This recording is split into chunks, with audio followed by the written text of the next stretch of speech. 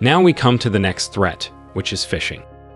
As technology improves, adversaries develop new attack techniques, and defenders implement better security controls. However, the human element remains one of the weakest links in the security chain, and phishing stands as a common attack vector for initial access. Adversaries leverage phishing in their social engineering campaigns to gain initial access to target organizations' networks. According to IBM Security, 46% of the attacks against the financial services sector in 2021 used phishing as an initial access technique.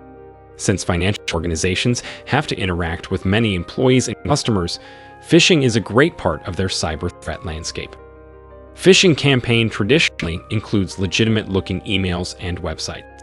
Today, phishing is a comprehensive business, enabling criminals to use phishing-as-a-service developments through a hosted solution. Like ransomware as a service for running a ransomware attack campaign, attackers pay an operator for running full-fledged phishing campaigns in the phishing-as-a-service model, including spoofed sign and page development, website hosting, phishing mail template creation, distribution of phishing emails, credential parsing, and overall orchestration.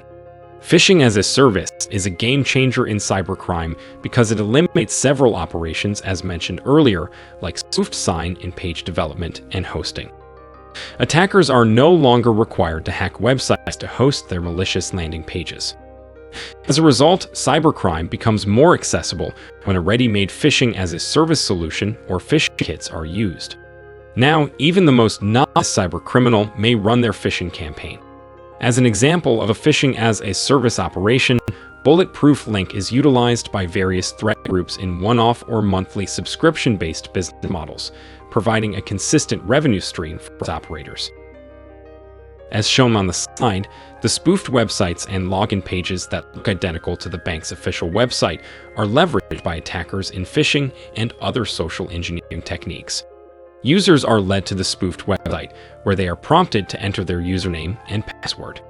After users enter their credentials, they are forwarded to the bank's original website. Cybercriminals cause significant financial and reputational damage after acquiring user credentials in this method.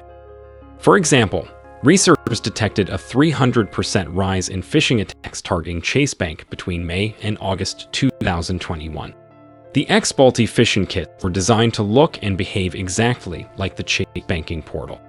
According to the researchers, phishing kits were quite sophisticated and were aimed to gather information other than email addresses and passwords, such as banking and credit card information, social security numbers, and home addresses. Let me elaborate further on example attack.